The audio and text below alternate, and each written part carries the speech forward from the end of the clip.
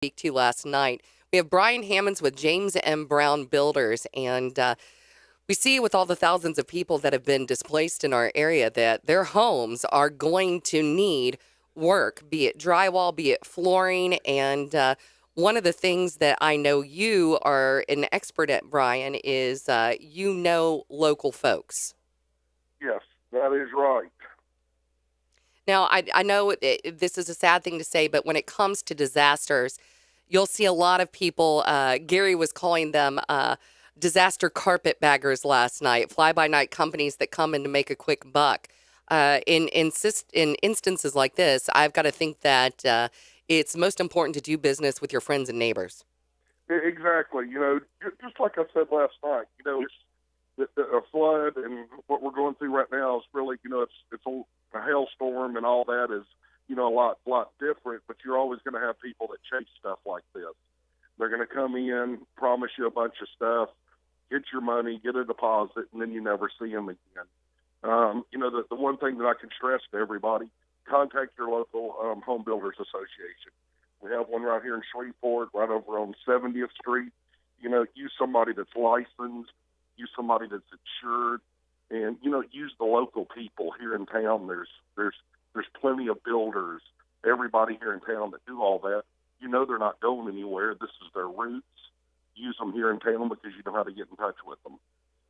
Now, what are some of the things that people are going to face immediately? I know right now we're still worried about more homes taking on water, but for those Yeah. people who are getting ready to get into the recovery process, what's Yeah. the first thing they're looking at?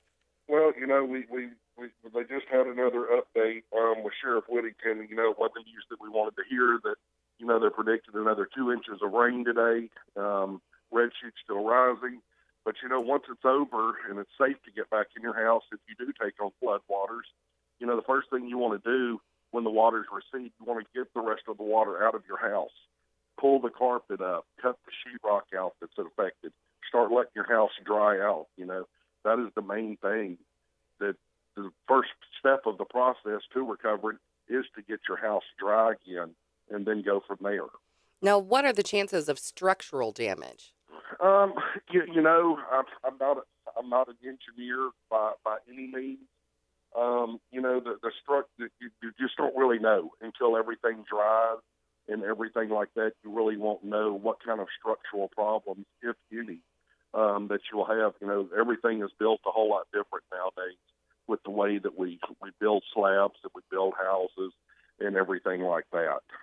Well, I just know that there are several neighborhoods that, are notorious, even though they're slab built houses, that being the Louisiana land that they are built on, they're prone to shifting, especially with water in the soil. Exactly. I'll go ahead and throw a little prop out there to your husband. As Keith can tell you, that's what they do. The ground in Louisiana, it is what it is. That's why we have to put in the slabs what we do, putting the helicals, putting the piers, everything like that, to keep houses from doing it. I've never seen this before. We've never dealt with it before. We've never dealt with this kind of flooding that's taken place where the water is staying on the ground for so long and staying around the houses for so long.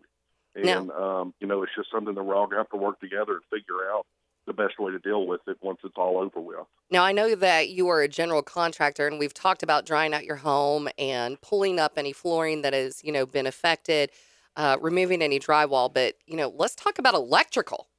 Yes, but before you do anything, I'm glad that you said that. Hopefully this water doesn't keep rising and it forces SWEPCO to come into these subdivisions and pull the power to these subdivisions. Once the water gets so high, it's inevitable. That's what they're going to do. They're going to shut the power off to the subdivisions, so there's not a chance of electrical fires, everything like that.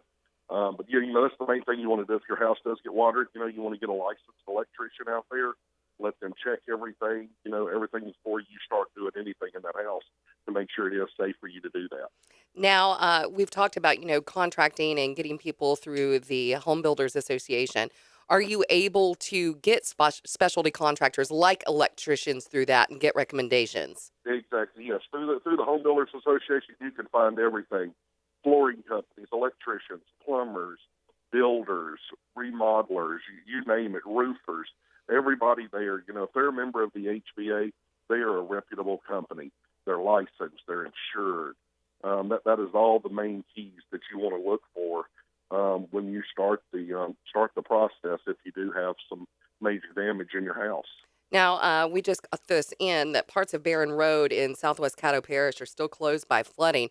I know that this isn't the main thrust of your business of what you do with James M. Brown, but we've got a bunch of roads that have literally washed out. I think we've all seen the pictures of what happened there on Princeton Road in rural Bossier Parish, as well as Old Arcadia Road in Webster Parish. Yeah, What is a timeline on getting those fixed, because that not only affects residents, it affects bus routes and everything else. exactly. And I mean, I hate to say it right now, but I don't think on the state level and the parish level, I think that's kind of the last thing on their mind right now are these roads that are washed out and everything like that. So there's no time. Right down the road from us, Highway 157 and Highway 527, they had a huge washout right down there that I saw on online. And I thought, that's just one of those things that the DOTD and the parish roads, they're going to have to set up a time frame and see how quick that they can get those fixed. Because, like you said, it affects the travel of everyday commuters going to work, buses, emergency vehicles, everything like that that are having to take it. As you go out the parish, there's not just a real quick turn and we'll go around it. Sometimes you got to go 5, 10, 20 miles to get around it to get back to where you were going. Now, finally, on with Brian Hammons. He's with James M. Builders as we have continuing coverage of the flood of 2016 here on News Radio 710 Keel. You personally live in southern Bossier Parish. How are things looking in your neck of the woods? Our subdivision, we're lucky. We're high and dry here.